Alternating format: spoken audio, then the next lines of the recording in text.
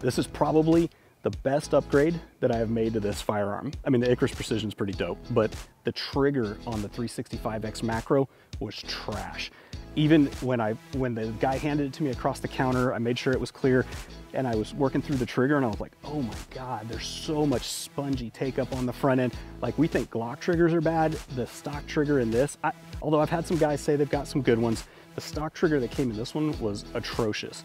So this is the M Carbo flat trigger, all right? This thing is incredible. There's some really good videos on how to install it. I'm not gonna go through all of that. In fact, I'll post a link in the description below.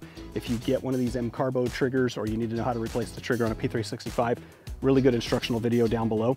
But it's got a flat bow face on it, and the trigger that came on this angled way out like this. Like, it came way out here like that, all right? I'll roll in a picture here so you can see it.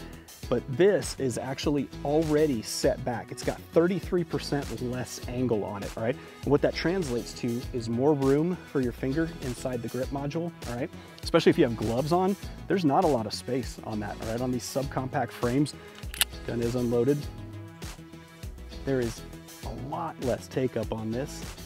Now, I'll roll in some footage here, but on the stock trigger, there are several millimeters just of take up. That means just to get that trigger back until you hit the wall and the sear starts to engage.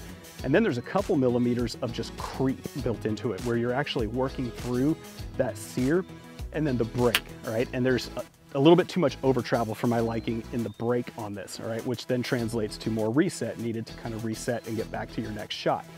This helps to eliminate that.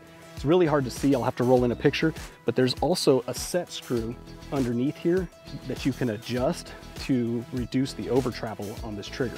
So not only does the trigger start back further, allows you to get more finger into the trigger guard there, there's a lot less take up until you hit that wall.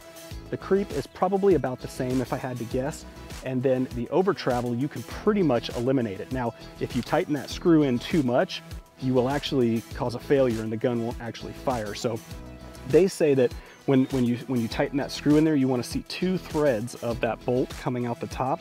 I actually did 3. I took it just a little bit further, and when it breaks, it just stops. There's no over travel at all in it. Watch this. There's that creep. A little more creep. A little more. And the break. Look how clean that was. No over travel. And let's see how small that reset is. Oh man, I actually went a little too far. Just a couple millimeters of reset. Watch this reset. So nice, man, no over travel at all. This is such a nice trigger, so much better than that factory trigger. And that's it, guys. The SIG P365X Macro, Icarus Precision, Streamlight, Align Tactical, M Carbo, garbage optic from SIG, but that is a nice gun. I'm gonna switch. Hey guys, give me some recommendations on this thing. I gotta get rid of this. And if anybody says HarleyWood, I better not hear you bitching about Olight being made in China. And I'm gonna put links in the description below to everything that we went through today. That's it, guys. I appreciate your time watching. If you like this video, do me a favor, give it a like down below. It just helps the algorithms go a little bit further, helps my videos show up in other feeds for people who like similar content to you.